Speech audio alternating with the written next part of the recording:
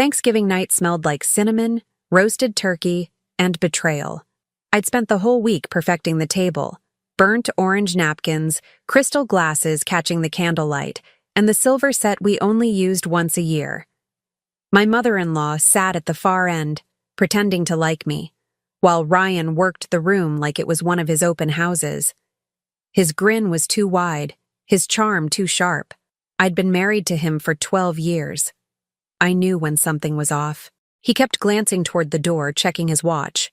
"Someone special's running late," he said, tapping his glass. "But I promise she's worth the wait." "She?" I asked, half joking, but he just winked. The chatter around the table softened.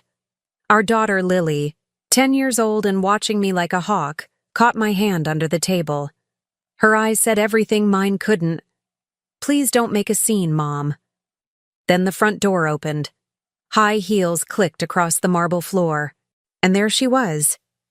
"Sorry I'm late," she sang, stepping into view. Perfect hair, red dress, phone in hand, camera live. The ex, the one before me, the one he'd sworn he hadn't spoken to in a decade. The entire table froze. Ryan stood, grinning like a politician. "Everyone, surprise. This is Haley, my ex-fiancé. We thought it'd be fun to reconnect. Old friends, you know." Old friends. My stomach turned. He poured her champagne with the same care he used to pour mine. She laughed, loud and rehearsed, streaming the whole scene for her followers. "Can you believe this, guys?" she said to her phone. "Dinner with my ex and his adorable family. Total full-circle moment." The guests laughed nervously. My sister-in-law coughed into her drink. Even my mother-in-law shifted uncomfortably. I sat there, frozen, pulse pounding in my ears. My husband, the man who once said he couldn't even mention her name around me, had brought her into my home on Thanksgiving as his surprise guest. My voice came out calm. "So," I said, smiling, "you're filming this?" Haley grinned, twirling her hair. "Yeah, my followers love wholesome stuff. You two are like goals, you know?" Ryan put his arm around her chair. "See? No hard feelings. We're all adults here." That was the moment something in me snapped. Not loud, not dramatic. Just quiet, clean, final. I rose from my chair, pushing it back slow enough for everyone to feel the tension stretch like wire. "Actually, Haley," I said sweetly, "I saved you a seat.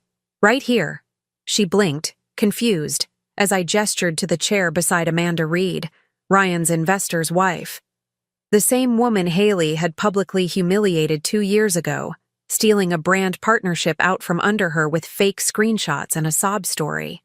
Amanda's eyes narrowed as she recognized her. The air thickened instantly. "Oh," Haley stammered. I mean, sit," I said, still smiling. Ryan's grin faltered. Come on." "No, please," I interrupted, calm as glass. "You said it yourself, Ryan. We're all adults." Haley sat, visibly shrinking under Amanda's glare. Phones buzzed silently under the table. Guests texting each other, pretending to sip wine. The tension was electric. Ryan tried to redirect. "Let's toast, yeah?" He raised his glass. "To forgiveness, to friendship." I cut him off. "To honesty," I said, raising mine. "The kind that shows up when you least expect it." His jaw tightened. For a second, I saw it. The panic under the performance. Lily's little hand squeezed mine again. Her voice, barely a whisper. "Can we go home, Mom?" I looked around at the faces, the pity, the curiosity, the discomfort. Everyone witnessing my life implode in real time. And suddenly, I wasn't humiliated. I was awake. "No, sweetheart," I said gently. "We're already home." Then I turned to Ryan. "You've embarrassed yourself enough for one night. Finish your performance." I grabbed my coat from the back of the chair and walked toward the door.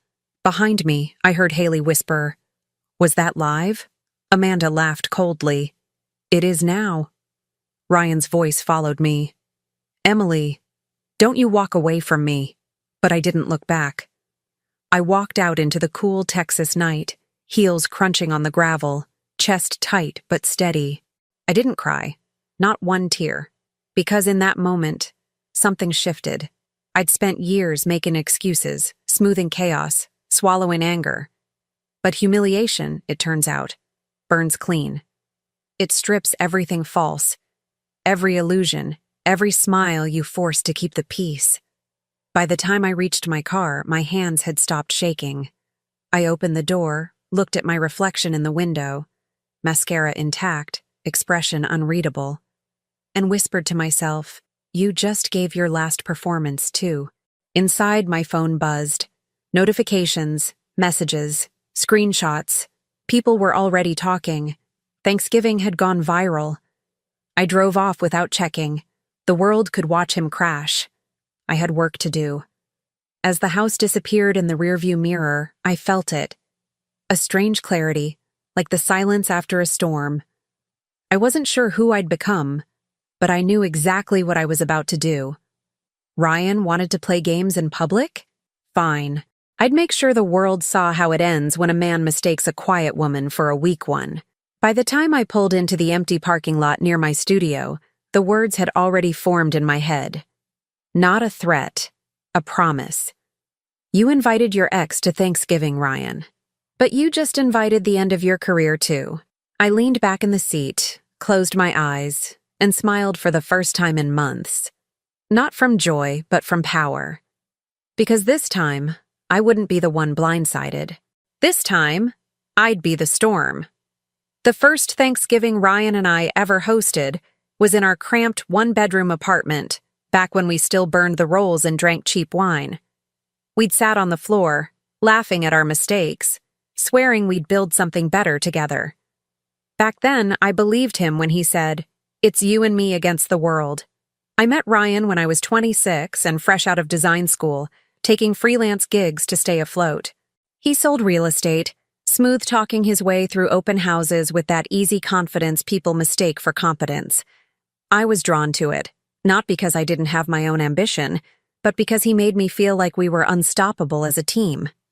When his first big deal fell through, I dipped into the small inheritance my grandmother left me. $10,000 meant for something that makes you happy. I handed it to Ryan and said, "Build your dream." He promised he'd pay it back tenfold. And he did, in a way. Not to me, but to the image of us he built online. By year 5, he was running a boutique real estate firm, all branding and luxury listings. He'd post our date nights, our vacations, the house we bought together. But the captions always started with his success. "Couldn't have done it without my rock," he'd say, tagging me like an accessory. I didn't mind at first. I thought love meant standing behind him. Then came the late nights. The urgent client calls. The new assistant who wore perfume I didn't own. I'd ask gentle questions and he'd smirk. "Don't start, Em. You're being paranoid again." It's the word again that kills trust. Not once, but the repetition. He said it enough that I started to believe him. I stopped asking. I focused on Lily, my work, and the illusion that everything was fine. We had money, but it came with strings. Every month he'd remind me that he paid for the lifestyle. The house, the car, the vacations. "Your business is cute," he'd joke. "But let's be honest, babe, it's not what keeps the lights on." What he didn't know was that I'd quietly built something real. My interior design business had started picking up serious clients. By the time I opened my small studio downtown, I was bringing in enough to cover the mortgage twice over. But I never told him that. I let him believe he was the provider. Because power works best when people don't know you have it. The first red flag I ignored was a text I found 2 years ago, on his tablet, from a number saved as Mark Marketing. It said, "I miss you already. You smell like vanilla." I stared at it for a long time before confronting him. He laughed. "You think I'd cheat on you with someone who texts like a teenager?" He turned it into a joke so fast that even I started doubting my own eyes. That was Ryan's gift, bending truth until it snapped and then making you apologize for noticing. Still, I held on. I told myself marriage was about endurance, about giving grace. I told myself Lily needed stability. I told myself that loyalty would eventually be seen for what it was. Love. Then came the Thanksgiving invite list. He'd brushed off my questions, saying he wanted a few surprises. I should have known then. I'd had a gut feeling. The same quiet voice that whispers something's wrong long before the evidence shows up. But you learn to silence it when you've been trained to keep the peace. The morning after the dinner, I sat at my studio surrounded by half-finished design boards, unable to focus. My phone buzzed with messages, some from friends offering pity, others pretending they had no idea. But one text stopped me cold. It was from my assistant, Hannah. She wrote, "Emily, I think you should see this." She sent a screenshot from Haley's live stream replay, a comment thread full of hearts and gossip. Then one line, "Isn't that the wife who financed his business? She's the real reason he got started." Then another, "Girl's been played for years." And finally, the one that sealed it, a tagged post from someone at the dinner. "Ryan Carter just toasted his ex in front of his wife. You can't make this up." I read it again and again until the words blurred. My private humiliation had become public entertainment. And that, somehow, hurt less than the realization underneath it. He'd never feared losing me. Because in his mind, I was already his possession. That night, I called my oldest friend, Tessa. She'd always been blunt, never one for sugarcoating. The second she heard my voice, she didn't ask how I was. She just said, "So, you finally saw it." "Saw what?" I asked, though I already knew. "That he's been cheating. The affair's not new, Em. My cousin works PR for one of his clients. They've been covering rumors for months. Haley's not the first, just the one stupid enough to go public." I went silent. "Don't cry," Tessa said. "You've already done that for him 100 times. It's time to make him cry." I hung up, staring at the wall, letting her words settle. For 12 years, I'd built our life like one of my designs, layered, structured, elegant. And he'd treated it like a rental property he could trash and walk away from. But he underestimated me. I wasn't the girl who needed saving anymore. I was the woman who'd built everything he thought was his, and I could unbuild it just as fast. That night, as Lily slept beside me, I opened my laptop and pulled up our shared accounts. My inheritance, the one I'd invested in him, was gone. But the control? That part was mine to take back. I whispered to myself, "He doesn't know who he married." And for the first time in years, I smiled. Not because I was okay, but because I was finally done pretending I wasn't capable of destroying him quietly. When I sat in my car that night, I didn't have a plan so much as a sequence. Anger poured into a single line of logic. Cut his access, protect my child, make the next moves irreversible. First, I did what felt boring and tactical. I pulled up our bank app and bookmarked everything. Names, last 4 digits, account numbers. I called the bank from my studio phone, not my cell, and asked to speak to the fraud desk. I didn't cry. I didn't beg. I told them, plainly, that I wanted all joint cards frozen immediately and for them to send any authentication requests to my email, not his. I gave them reasons dressed in corporate language. Security review, suspicious activity. They complied. The card that had paid for his late-night dinners and influencer gifts was dead in his pocket before he had a chance to strut into the next day. Next, I locked down our digital life. Passwords were a mess. Years of convenience and shared logins. I reset every account I controlled.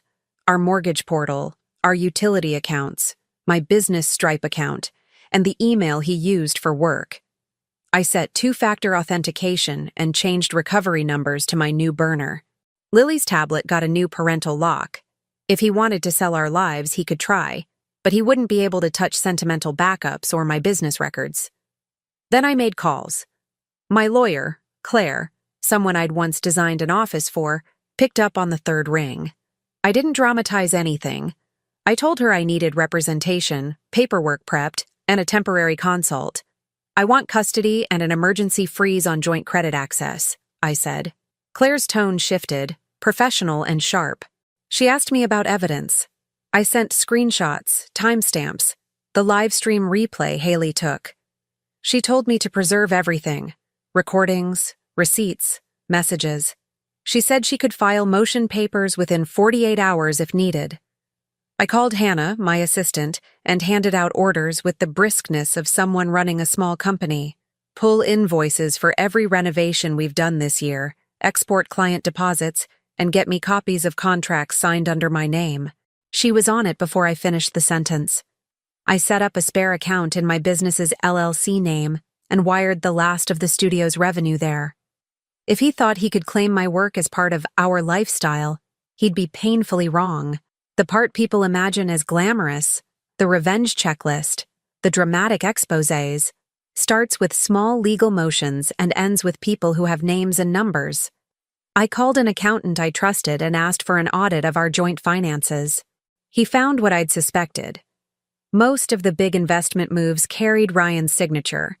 The steady cash flow from my clients sat neatly under my business's tax ID. That meant there was clean leverage. If this turned ugly, the numbers would tell the truth. I also used one of Ryan's weaknesses: image. He'd built his life on reputation. So I quietly drafted an email, precise, short, factual, and sent it to 3 people: Amanda Reed, the investor, a longtime client of his firm, and a partner at his brokerage. The subject line was nothing theatrical: request for urgent account review. The body attached a single PDF, a screenshot, time-stamped, of his exchange with Haley. No commentary, just the evidence. Then I called a broker contact, someone from a house staging job I'd done who owed me a favor. List it, I said. My half only. Pre-market, discreet showing. I want it live by tomorrow morning. He hesitated. Property protocol is slow. I reminded him who paid for his office makeover. He had a realtor's greed and a working line of loyalty. He agreed. By nightfall, there was a lockbox set up, photos scheduled, a professional write-up ready to go. The house that had been our monument to us would soon be an asset on the market with my name attached to it. Before dawn, I packed a single duffel: clothes for Lily and me, documents in a waterproof folder, a thumb drive with backups, and a set of keys to my downtown studio. I moved like someone who had practiced efficiency for years, into boxes, into trunks, into a plan sewn tight. I left nothing that could be used to make me appear unprepared or unstable. If he wanted a breakdown, he would have to watch it unfold. When the sun rose, he was still in his staged comfort, smiling for calls, thinking his brand untouchable. He didn't notice the alerts at first: the bank's card-declined messages, the automated email about a pending account review, the realtor's tentative note about a withdrawn listing inquiry. Then came the first real crack. Client inboxes pinged him, courtesy of my quiet email to Amanda and her partners. A terse reply landed in his inbox: we need to verify certain transactions. Please provide documentation by end of day. Panic changes a man's voice. He called me, frantic and loud, the tone so unlike the calm actor who'd toasted Haley the night before. Emily, what did you do? He barked into the phone, more confused than angry. I sat in my studio, Lily's backpack by my side, Claire's number on speed dial, and Hannah's list open on my laptop. My voice was cool. I did what I should have done years ago, I said. I protected my daughter and my work. You can call your broker, or you can call your bank. Either way, this conversation is over. He shouted something about betrayal, accusations flung like a last-ditch performance. I listened for 30 seconds and then clicked off the call. He would figure it out in due time. Cards declined at restaurants, clients asking for receipts, a for sale sign whispered into the neighborhood grapevine. But by then I would be moving forward. Lawyer engaged, audit in motion, house listed under my name, evidence locked. His first shock landed where it was meant to: practical, financial, public enough to sting, but not enough yet to wreck anyone's life. I sat back, thumbed a pen, and checked the clock. There was no triumph in my face, just focus. Revenge isn't a scream, It's a timetable. And my first moves were already on schedule. By morning, the silence in the house was louder than any argument we'd ever had. Ryan's world began to crack before his second cup of coffee. His phone buzzed nonstop. Bank alerts, missed calls, declined transactions. The performance mask slipped fast. "What the hell's wrong with our accounts?" he barked, pacing barefoot through the kitchen. I didn't answer. I just watched him unravel. At his firm, panic spread like spilled ink. His assistant texted me by noon. "Emily, he's freaking out." Payroll bounced. I pictured him in his glass office, charm replaced by sweat, trying to explain to investors why money was suddenly under review. The same men who once called him a genius now avoided his eyes. Amanda, the investor's wife I'd seated beside Haley, had already told her husband everything. By lunch, the firm's largest deal was frozen pending clarification. Meanwhile, Haley's downfall played out online. Her followers, hundreds of thousands of them, turned on her after the Thanksgiving clip resurfaced. Someone slowed the footage down, zoomed in on her smug smile, and added text. "Imagine being this woman." Comments flooded in. Sponsors pulled out within hours. She posted a tearful apology video from her car, mascara streaked and voice trembling. But no one bought it. The internet loves poetic justice. Back in the neighborhood, whispers started. Women I'd known for years texted privately, "You did the right thing." He had it coming. At the same time, his family went silent. His brother unfollowed him online, and his father, one of the firm's financial backers, sent a single message. "Handle your mess before it handles you." I stayed quiet, letting the dominoes fall. Claire, my lawyer, called with updates. Accounts frozen successfully. His spending's on hold. Expect contact soon. She was right. That evening, my phone lit up with his name. I let it ring once before declining. He called again, then left a voicemail, his voice somewhere between rage and panic. "Emily, what did you do? Do you even understand what's happening? You're ruining everything." "No," I thought. "I'm reclaiming it." The second message came an hour later, quieter. "Please, Em. Let's talk. Don't do this to us. Think about Lily." The sudden switch to tenderness almost made me laugh. That word, us, had expired the moment he raised that toast. The next morning, I stopped by my studio. Hannah had already organized files into labeled folders. Financial evidence, text exchanges, the viral video stills. My business was now a war room. I drafted a short press statement through my lawyer, neutral and professional. "Mrs. Carter has initiated private legal proceedings and will not be making further comment." The statement went live at noon. By 1 o'clock, local gossip pages were quoting it, turning my silence into speculation. Ryan showed up at the studio around 3. I saw his reflection before I heard his voice. He looked disoriented, tie loose, eyes bloodshot, a man suddenly ordinary. "Emily, please," he said, stepping closer. "You can't just freeze everything. You're hurting both of us." "No," I said evenly. "I'm protecting what's mine." He exhaled hard. "You think people won't see through this? I can fix it. We can fix it." "There's no we left, Ryan." He reached for my arm, but I stepped back. The distance between us felt like a wall built brick by brick from every lie he'd told. For the first time, he understood that he no longer had access. Not to the money, not to the narrative, not to me. He lowered his hand slowly. "You're really doing this." "I already did." I walked past him, out into the hallway, leaving him alone under the fluorescent lights. Just another man realizing that consequences don't make noise when they arrive.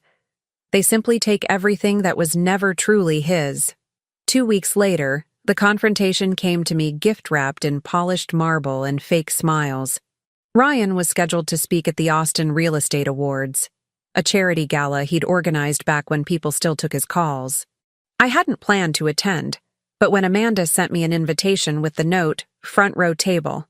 You'll want to see this," I said yes. The room glittered with money and perfume. Waiters glided through the crowd, trays heavy with champagne. Ryan stood on stage, back straight, voice steady, trying to reclaim the charm he'd lost. The screens behind him showed slides of community trust and integrity-driven growth, words that tasted like dust coming from his mouth. When he spotted me in the crowd, he faltered just slightly, one beat of silence too long. I smiled politely and lifted my glass. He pretended not to notice. His speech rolled on until Amanda interrupted from her table. "Before you go on, Ryan," she said, voice calm but sharp enough to slice the air, "could you clarify what you meant by trust? Because the Investors Committee just received your revised accounting, and there seemed to be some creative entries." The room shifted. Phones tilted up. Whispers spread like wildfire. Ryan blinked. "This isn't the place—" "Oh, I think it's exactly the place," she cut in. "You hosted this event to prove your transparency. Let's do that." Then she looked at me. "Emily, would you care to explain the context of those numbers? You seem to have the documentation." I stood slowly, heart pounding but voice steady. "Yes, I do." I pulled out a slim folder from my clutch. Nothing dramatic, just printed truth. "These are transaction logs showing funds moved from the firm's client account into personal purchases, jewelry, hotels, luxury expenses, all under Ryan's authorization." Gasps rippled through the crowd. The host tried to intervene, but Amanda raised a hand. "Let her speak." Ryan laughed nervously, eyes darting. "This is absurd. Those are business expenses. She's angry." "Angry," I repeated, calm. "Sure. Angry that you used my inheritance to build a company you drained to impress a woman who live-streamed our marriage's funeral." The audience fell silent. The words landed like a slap. Even the cameras hesitated, unsure whether to pan away or capture history. Amanda's husband leaned forward. "Ryan, is this true?" He tried to answer, but the microphones picked up the tremor in his voice. "It's complicated. The accounts were—" "No," I said, cutting through. "They were simple. You took what wasn't yours." A murmur turned into applause, hesitant at first, then growing. Even people who didn't know me clapped, because everyone recognizes the sound of a liar cornered. Haley was there too, seated near the back. I hadn't noticed her until the flashbulbs caught her face. She looked pale, small, hiding behind a sequined clutch. I almost pitied her. Almost. Ryan's mask cracked completely. "This is a setup," he shouted. "You think you can humiliate me in public? You'll regret this." I tilted my head. "No, Ryan. I already regretted marrying you. Everything since then has been a correction." The word spread fast. Someone recorded the exchange. Within minutes, it was online. A single clip. His raised voice, my calm reply. The collective gasp. By the time I left the ballroom, the internet had already given it a name. The Thanksgiving widow speech. Outside, flashes followed me down the steps, but I kept walking. My phone buzzed nonstop. Messages from friends, clients, reporters. I ignored them all until I saw one from Claire. "It's over. He's finished." Later that night, I watched a short news segment. "Local broker under investigation after public confrontation with wife." The video played again. His face red, mine composed. It wasn't pride I felt, but relief. The story was no longer mine to carry. It belonged to everyone who had ever been gaslit into silence. Haley posted her final statement that same evening, a vague attempt at distance. "Sometimes people change, and sometimes we learn the hard way who they really are." Comments roasted her alive. Sponsors confirmed what everyone suspected. She'd been dropped. As for Ryan, the fallout was immediate. Investors withdrew, clients canceled. His firm's website went dark within 48 hours. He tried to contact me through mutual friends, but the message was clear. No one wanted to touch the wreckage. And me? I slept that night for the first time in months. Not because I'd won, but because the noise had finally stopped. Revenge didn't feel like rage anymore. It felt like silence, the kind that follows when truth finally takes the microphone. The morning after the gala, my phone wouldn't stop buzzing. Not with sympathy, but with headlines. Broker's meltdown at charity gala. Ex-fiancé and wife face off. The clip had gone viral overnight. My calm words replayed against Ryan's shouting like a split-screen morality play. For once, the internet didn't distort the truth. It broadcast it in perfect clarity. By noon, Ryan's PR team tried to spin it. A post appeared on his firm's account. In light of recent misunderstandings, we're focusing on healing and rebuilding. It had all the authenticity of a press release written by AI and panic. He uploaded a selfie, face tired, captioned, "Even good men fall. I'm working on myself. Please respect our family's privacy." The comments were brutal. Good men don't humiliate their wives on camera. Working on yourself? You mean your next excuse? Someone reposted a freeze frame of his smirk from Thanksgiving night next to the gala confrontation. The caption read, "Same man, different lie." By the second day, he'd lost control of the narrative completely. Former employees leaked screenshots of unpaid invoices and bonuses that looked suspiciously like hush money. A reporter DM'd me, promising discretion if I confirmed the financial misconduct rumors. I didn't respond. I didn't need to. Claire handled it quietly, forwarding documentation to the appropriate investigators while keeping my name out of it. Haley tried to salvage her image, too. She went live again, claiming she'd been dragged into a marriage issue she didn't understand. The performance was polished, soft lighting, tears at the right moments, but someone in the comments asked why she'd been tagging Ryan's company in sponsored posts for months. Another dropped the receipts. Hotel check-ins under her name, paid by his firm. Within an hour, Haley-gate started trending. By day 3, Ryan had gone full crisis mode. He scheduled an interview with Austin Life magazine, framing himself as a victim of a vindictive smear campaign. The preview clip hit social media before the print issue did. He spoke with that fake vulnerability he'd mastered, eyes glossy, hands clasped. "My wife has every right to be angry," he said. But what people saw at that gala was a deeply private matter blown out of proportion. He almost had me fooled, almost, until he added, "Emily has always been emotional. She takes things personally." There it was. The old tactic: discredit the woman, paint her as unstable. It worked for him once. Not anymore. The backlash was immediate. A popular women's podcast dissected his interview live. "Every manipulator's greatest trick," one host said, "is calling the woman emotional after driving her to hell." The clip racked up 500,000 views overnight. Meanwhile, Amanda's investor group released an official statement confirming financial irregularities in Ryan's firm and suspending all operations pending audit. His employees scattered, some deleting his name from their LinkedIn profiles, others publicly denouncing him. The empire he built on charm and image was now ashes feeding the algorithm. Claire called that afternoon, voice crisp with satisfaction. "We've filed the defamation counter notice. His interview crossed a line. Also, brace yourself.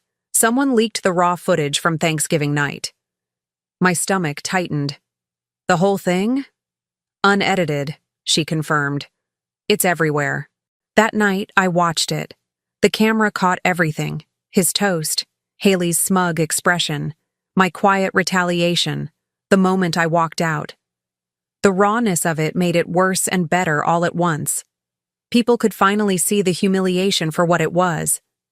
No editing, no dramatization, just reality. By morning, the video had millions of views. Comments flooded in. "She handled that like a queen. That silence was louder than any slap. Imagine being so calm while your whole life burns." Someone coined the hashtag somewhere Thanksgiving Queen. It spread faster than I could process. Memes, reaction videos, even think pieces about female composure as power. I didn't want fame, but in a way, the visibility protected me. He couldn't touch me now. Every move he made was being watched. Ryan's next post was desperate. "Stop bullying my family," he wrote. "This has gone too far." But the internet doesn't do mercy when hypocrisy is on display. Screenshots resurfaced of his old captions. Family first. Loyalty above all. Each one felt like a nail in his digital coffin. Haley disappeared entirely. Her accounts went private, sponsors gone, brand deals terminated. I heard through Amanda that she'd fled the city. Ryan was alone in his mess. No investors, no lover, no audience left to applaud his redemption arc. And yet, part of me didn't feel victorious. Watching him crumble was satisfying, yes. But it also reminded me of how fragile perception is. For years, I'd lived inside his version of the truth. One he controlled with charm and control.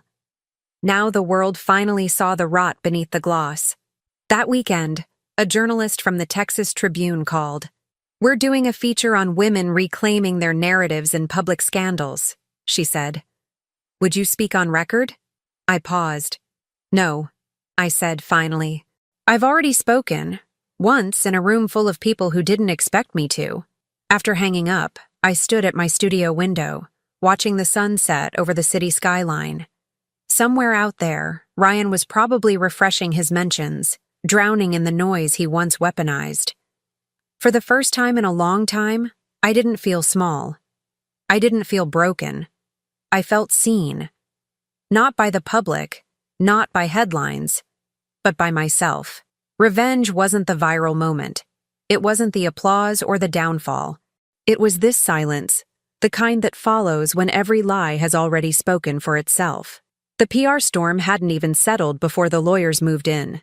Within a week, Ryan's name was stripped from the firm's signage, and a court summons arrived at his temporary apartment.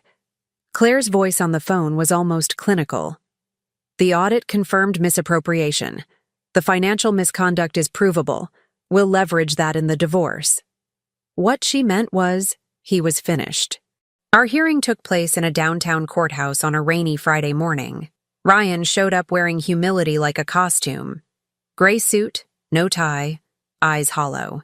The man who once strutted through lobbies now waited in silence while his attorney flipped through documents he barely understood. Across from him, I sat beside Claire, calm, collected. Lily's photo tucked inside my folder like a compass. When the judge entered, the room felt heavy. Claire began with precision, every fact sharp enough to cut. "Your Honor, my client contributed her inheritance to launch her husband's company, which he later used for personal luxury and to conceal an extramarital relationship. We are not seeking vengeance.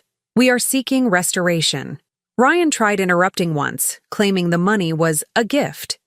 Claire didn't flinch. A gift does not require falsified accounting, nor does it appear in offshore transfers. The evidence spoke louder than either of us. The judge's expression barely moved, but the air shifted. The kind of silence that tells you which side the truth favors. 2 hours later, I walked out with primary custody of Lily, temporary control of all joint assets, and an injunction preventing him from liquidating anything without court approval. Ryan's attorney looked pale. Ryan looked deflated. Not angry, just broken in a way I didn't expect. The financial collapse followed swiftly. His brokerage license was suspended pending investigation. The firm he built dissolved within days, investors pulling out faster than he could send apologies. The apartment he'd rented downtown was repossessed when his security deposit bounced. Even his car, the white Mercedes he loved more than most people, was seized after he missed 2 payments. Claire handled the dismantling with surgical efficiency. "He'll try to stall," she warned, "but we have everything. Let him choke on his arrogance." Meanwhile, the court ordered a full forensic audit. It revealed that Ryan had siphoned funds into accounts linked to Haley's influencer business. Money used to buy her wardrobe, camera gear, even the engagement ring he'd secretly promised her. The revelation hit the news cycle within 24 hours, and the public, already bloodthirsty, turned savage. Headlines read, "Disgraced realtor funded mistress's lifestyle with client money." Haley vanished completely after that. Her PR rep quit. Sponsors blacklisted her name. Word spread she'd left Texas for Los Angeles, trying to rebrand under an alias. But the internet never forgets. The moment she posted again, commenters flooded in.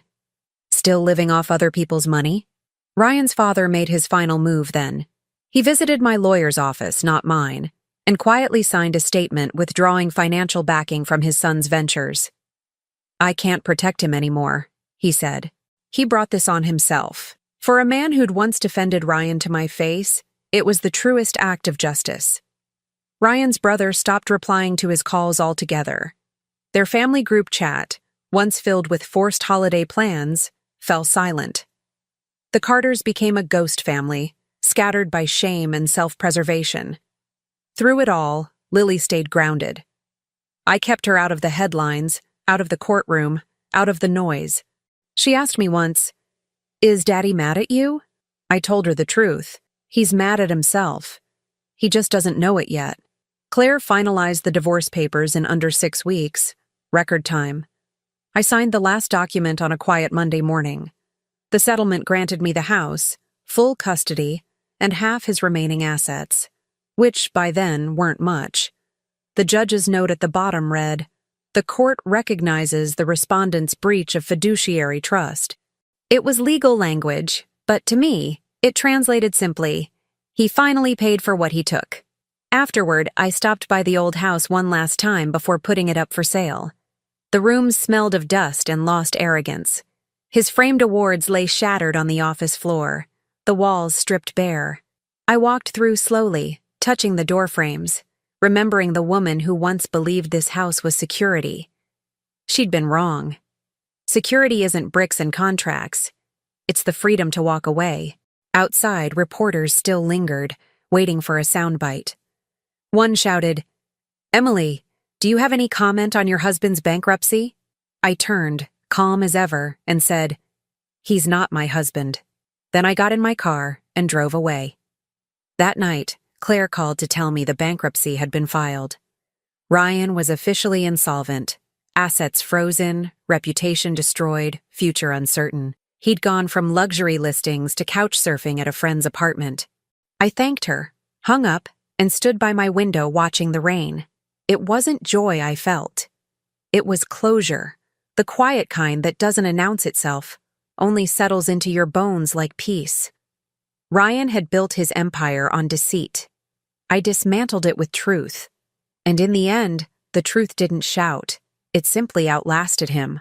The final confrontation didn't happen in a courtroom or under flashing lights. It happened in silence, the kind that follows after everything collapses. It was late February when Ryan showed up at the old house for the last time. I was there with a realtor, finalizing the sale. The gate creaked open, and he appeared, thinner, his suit wrinkled, his confidence gone. He wasn't the man who'd once toasted his ex in front of a crowd. He looked like someone searching for the pieces of a self he'd burned down. "Emily," he said quietly, "can we talk?" The realtor excused herself immediately, sensing the tension in the air. I stood in the empty living room, sunlight cutting through dusty blinds, watching him approach. "You have 5 minutes," I said. He looked around, at the walls, the floor, the faint outlines where our photos used to hang. "I can't believe it's gone," he murmured. "Everything we built." "You didn't build it," I replied. "You rented it from my patients." He winced. "You really hate me that much?" "I don't hate you," I said. "Hate would mean you still mattered." He exhaled, rubbing his face. "I messed up, I know that. But I've lost everything, Emily. The business, my reputation, my family. I don't know how to start over." "That's not my problem," I said flatly. "You made choices. You didn't trip and fall into betrayal. You walked there." His eyes glistened with the kind of regret that always comes too late. "You have no idea how many nights I've stayed awake replaying everything. I just wanted to make something of myself. By tearing down the one person who helped you build it," I interrupted. "You didn't want success, Ryan. You wanted applause. And when you ran out of audiences, you tried to make me your stage." He took a shaky step closer. "Please," he said, voice cracking. "Don't do this. We can start over. I'm different now. I see what I lost. I almost laughed. You don't see me, Ryan. You see a woman who stopped letting you control her story. And that terrifies you more than losing everything else. He opened his mouth, then stopped. The silence stretched long and heavy between us. Outside, wind rattled the loose shutters, the sound of something that used to stand firm now barely holding together. Emily, he said finally, voice low. I loved you. I still do. I shook my head. You loved control. You loved convenience. And you loved how I made you look. That's not love. That's marketing.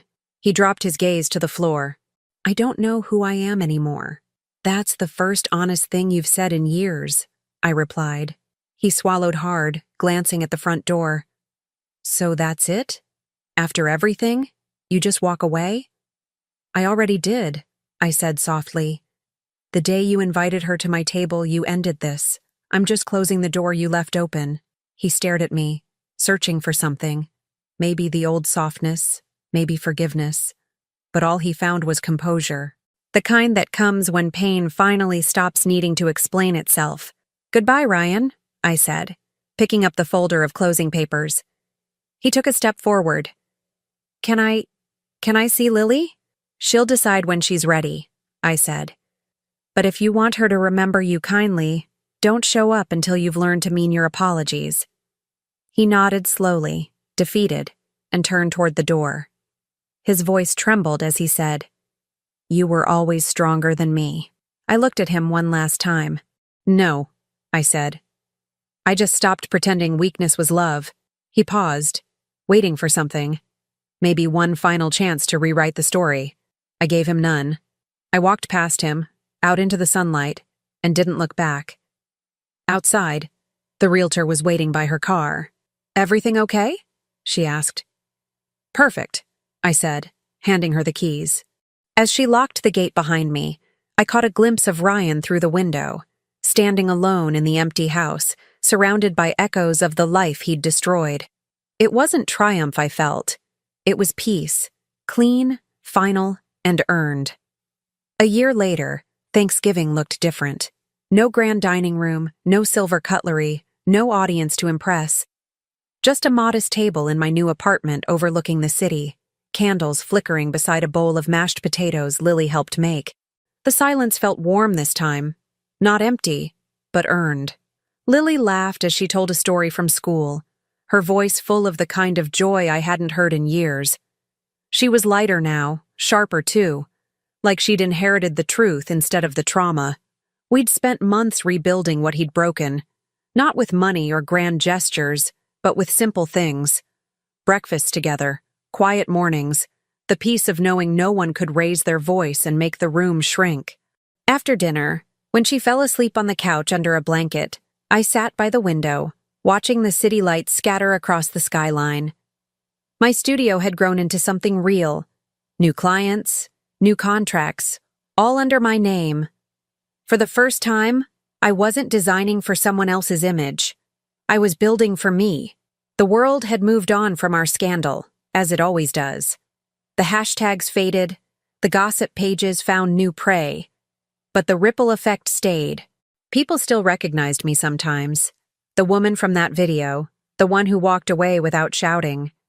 They'd stop me in grocery stores or send quiet messages online. You reminded me it's okay to leave. Those were the only headlines that mattered. Ryan didn't vanish, but he faded. A ghost on the periphery of the life he once dominated. Word spread that he was working small sales gigs out of state, renting a single room, trying to piece together what was left. Sometimes I wondered if he finally found the humility he used to fake, but I never checked. His story was no longer mine to track. What stayed with me wasn't revenge. It was clarity. The realization that peace doesn't roar. It hums quietly when you've stopped performing for people who feed on your silence. I used to believe strength was endurance. Staying, forgiving, fixing. Now I know it's the opposite. Strength is walking away with your head high, even when your heart still trembles. Before going to bed, I looked at Lily sleeping and whispered a promise. You'll never learn love through suffering. Outside, fireworks from someone else's celebration burst across the night sky. For a moment, I thought about that first Thanksgiving, the one that ended everything, and smiled. I'd built a new tradition now, gratitude not for what remained, but for what I finally released. Freedom didn't come dressed in triumph or applause.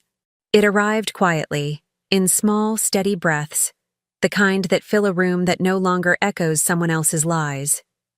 And as the lights flickered in the distance, I realized something simple and absolute. I hadn't just survived him. I'd outgrown the version of myself that ever needed him at all.